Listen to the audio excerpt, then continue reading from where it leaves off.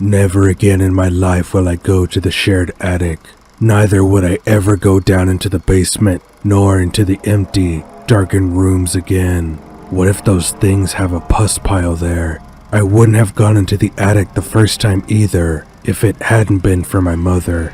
She asked me to collect pigeon droppings to fertilize the plants in the summer house. I tried all sorts of things to get out of it. I told her that city pigeons eat in garbage dumps, that their shit probably contains heavy metals, that it is toxic, dangerous, and not good as fertilizer, but my mom didn't back down. If the old-fashioned gardening blog said that pigeon droppings were good for flowers, then so be it. My mother reminded me of everything she had done for me, so, in her opinion, I simply had no right to refuse. I grabbed a trowel and a bag, asked the house administrator for the key, and went up to the attic. I think you already realize that picking up bird droppings isn't the most pleasant thing to do, but it's also not so easy. The attic is full of pigeon crap, but it doesn't lie in convenient piles for scooping. Scraped it off as best I could, squirming with stench, the scraps flying in my face. It was uncomfortable to walk there. My feet constantly fell into the soft floor, and I banged my head on the wooden beams a couple of times. I cursed out loud, and was already imagining how I was going to report all this hell to my mother.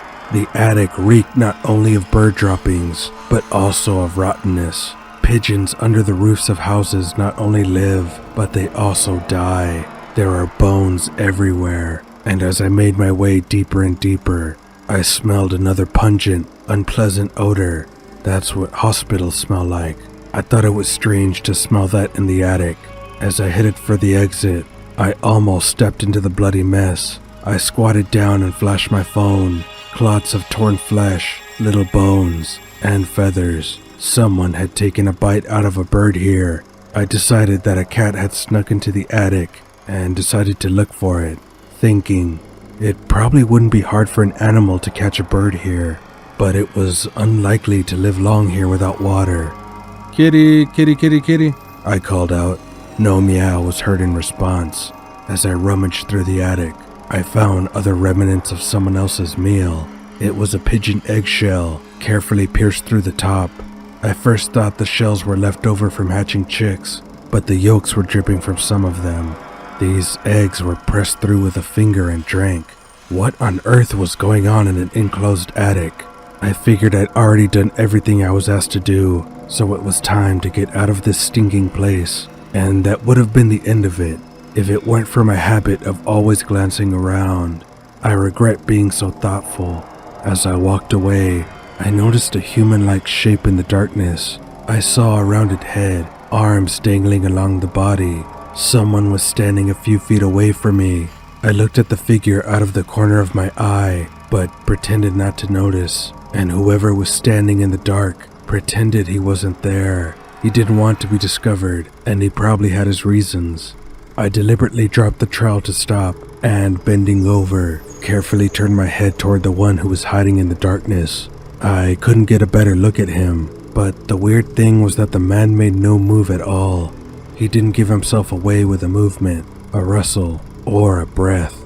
People can't be that still. I was scared, walking toward the hatch and feeling his gaze on my back, fighting the urge to flee. On my way down the stairs, I shined my phone at the gloomy figure, but saw nothing. Maybe I was just looking in the wrong place, or maybe the figure had moved somewhere. For the next couple of days, all I could think about was the man upstairs. I felt like I had locked someone in there. It had been locked up before me, but maybe some crazy person had climbed into the attic and, starving, started eating pigeons and drinking their eggs. Perhaps that person needed help, and I didn't do anything. Or maybe that figure wasn't a living person, but just a mannequin that someone had left in the attic. After all, no one could be that quiet and stand still like a statue. I had to drop off the keys to the house administrator, who lived on the top floor. I knocked on his door. but apparently he wasn't home. There was an entrance to the attic above me. I had the key in my hands, and my curiosity got the better of me. I climbed up there again, thinking I'd be safe if I didn't get too far from the hatch. At that moment, someone pushed me in the back. I fell and dropped my phone, and someone picked it up right away. The hatch behind me was slammed shut.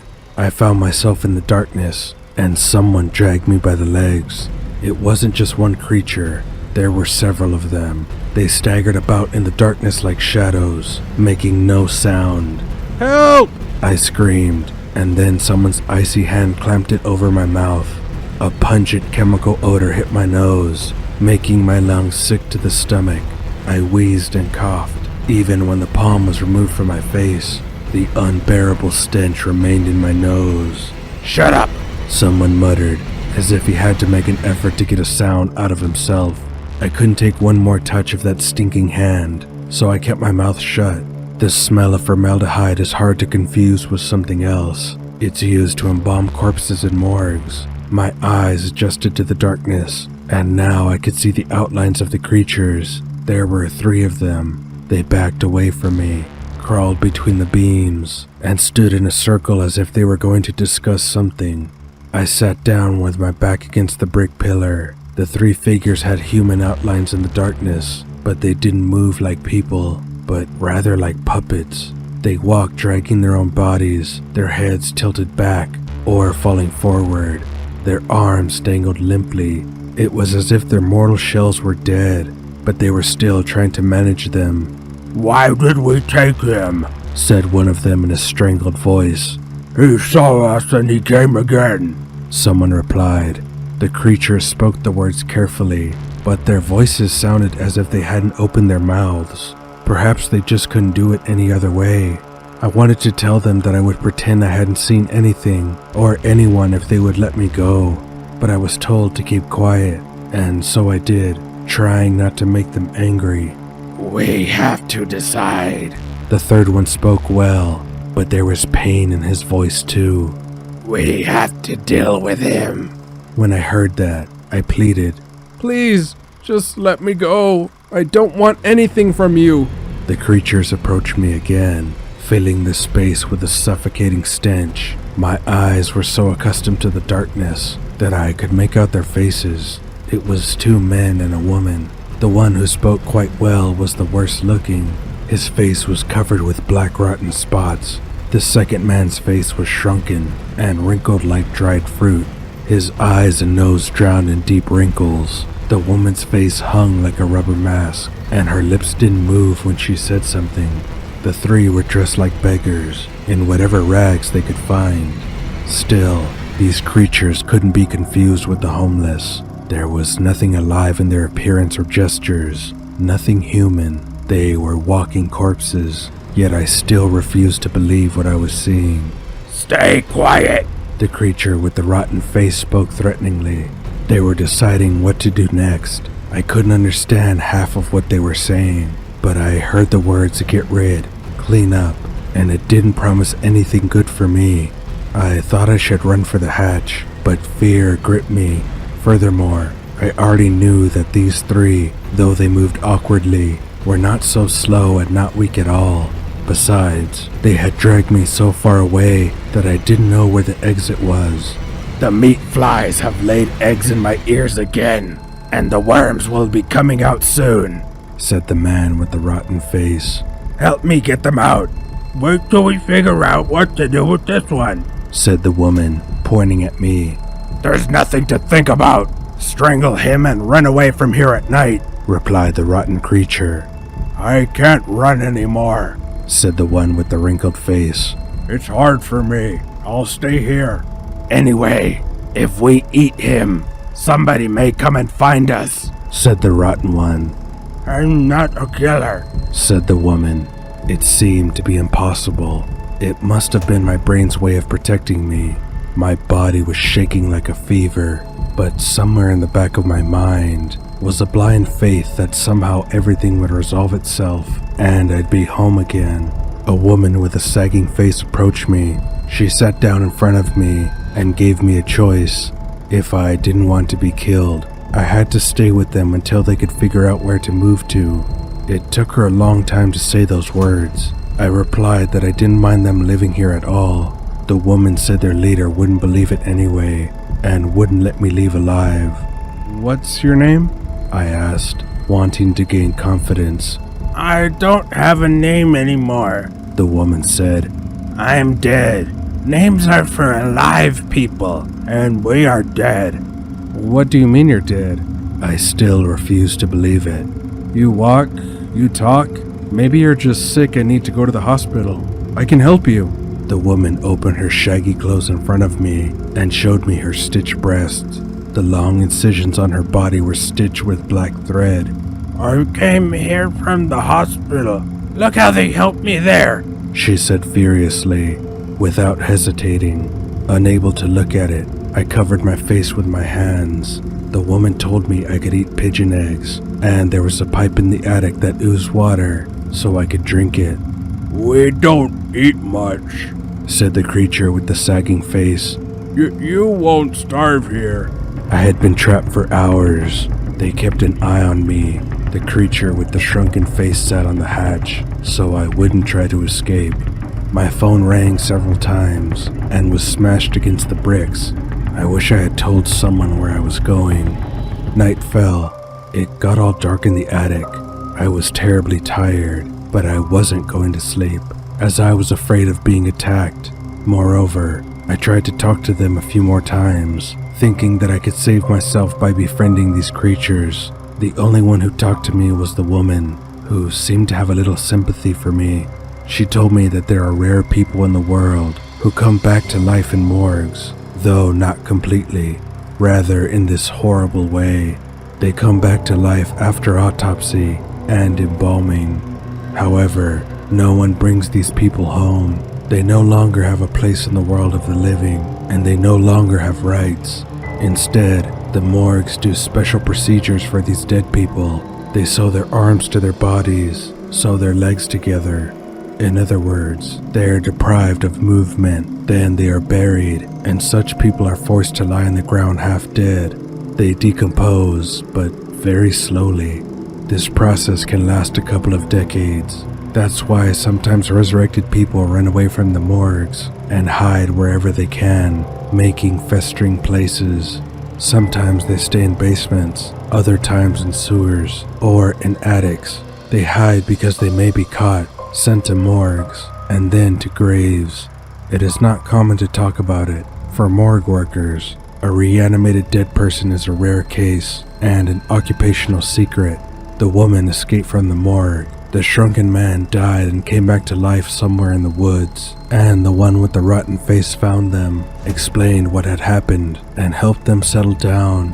He is very old and has been hiding from living people in basements and attics for a long time. I tried all night to convince them that I sympathized with them, saying that I could even help them find a new place and that I would never tell anyone about what I had found out, but I betrayed them as soon as I had any hope of salvation.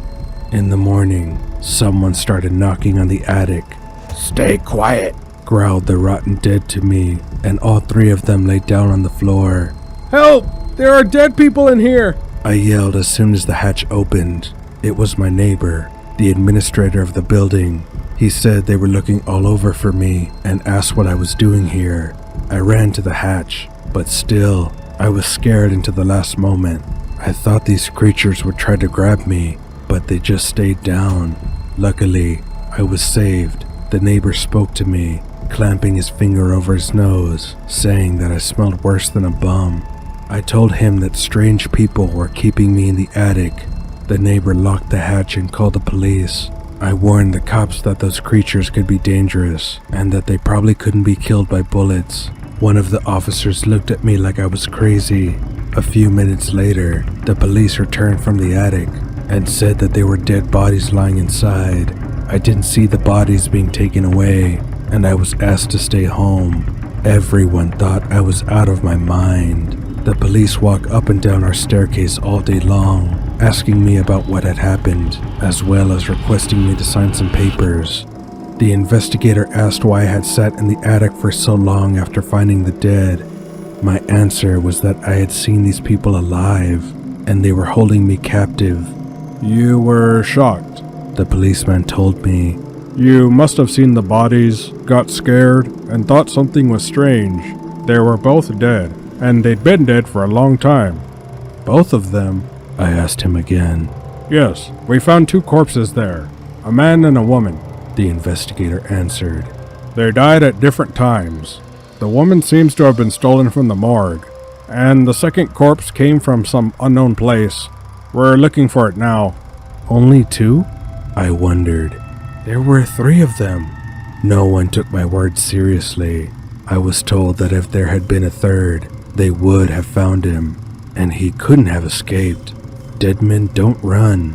I asked what the corpse of the man found looked like, though I had already guessed which of the dead men was missing. The one in charge with a decayed face, who had advised the others to kill and eat me. I was asked if I knew anything about how the corpses could have got into the attic. Mr. Officer, let's make it clear. I know everything, I said. You deal with the dead a lot, and you know that sometimes they come back to life and escape from the morgues. After these words, they didn't talk to me anymore.